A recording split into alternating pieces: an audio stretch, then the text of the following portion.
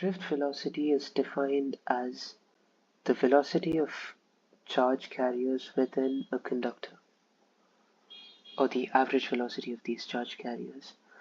Let us imagine a cylindrical conductor with a length of delta L, cross-sectional area of A carrying a current of I. Let's assign the number density to be nu. Number density is basically the number of particles per unit area. In order to calculate the drift velocity, let us first calculate the current flowing through the wire. So now the current is just going to be equal to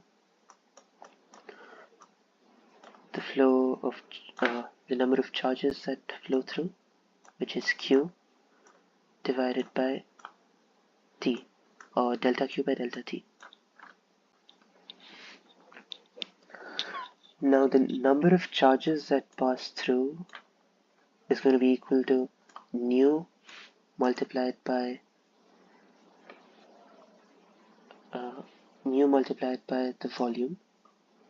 These are the number of particles, and the total charge of these particles is going to be that multiplied by E, which is the fundamental charge, which is equal to 1.6 times 10 to the negative 19 coulombs. So this is, let me just change the V here.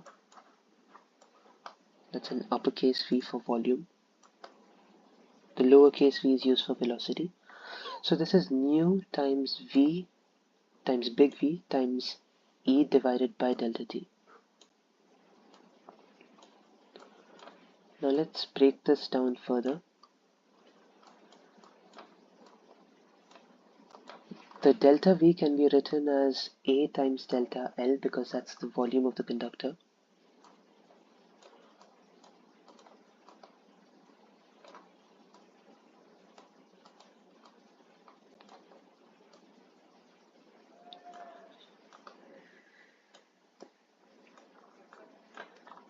So this is the value of I.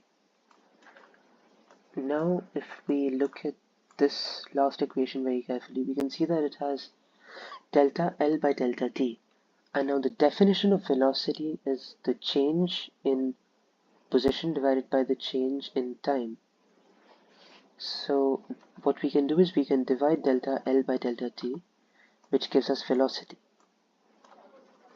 This is the drift velocity that we are looking for.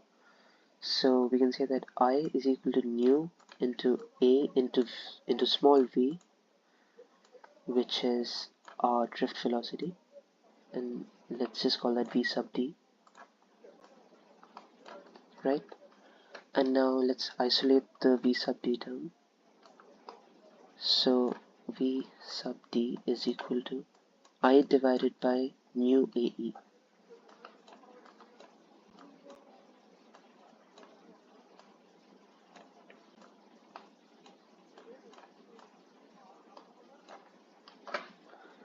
This is the calculation of drift velocity when we know the current flowing through the wire, along with its number density, cross-sectional area. Now let's think about how we would calculate the drift velocity if we knew the electric field through the conductor. So instead of I, let's imagine that we knew the value of E, which is the electric current through, the electric field passing through the conductor. Let's color that.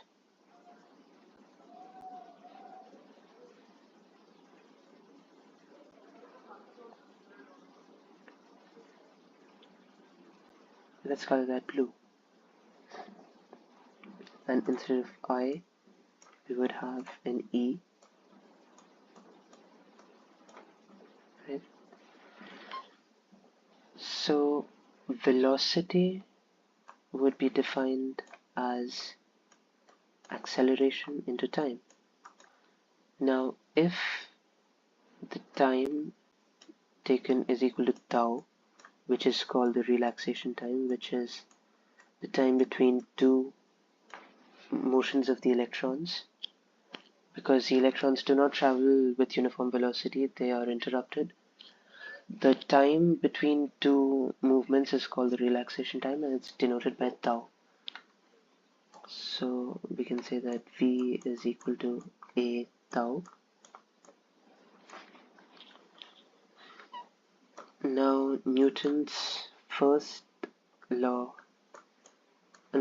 second law states that F is equal to ma. F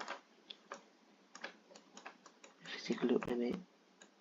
So now if we move the terms around, we can say that A is equal to F by m. So here let's replace the A with an F by m.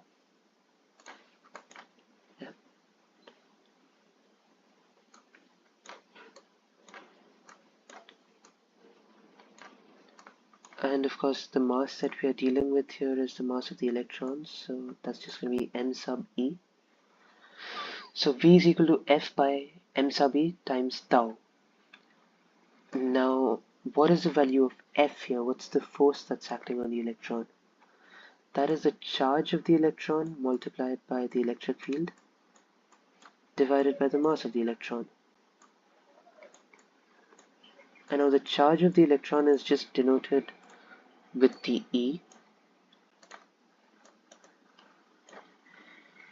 So then we can finally write the formula for drift velocity as small e, big E, tau divided by m sub e. So this is the formula for drift velocity when we know the electric field passing through the conductor and the relaxation time. The lowercase e and m sub e are physical constants, which are the charge on the electron and the mass of the electron. So when we know the current passing through the conductor, this is the formula, and when we know the electric field passing through the conductor, this is the formula that we use. Thank you.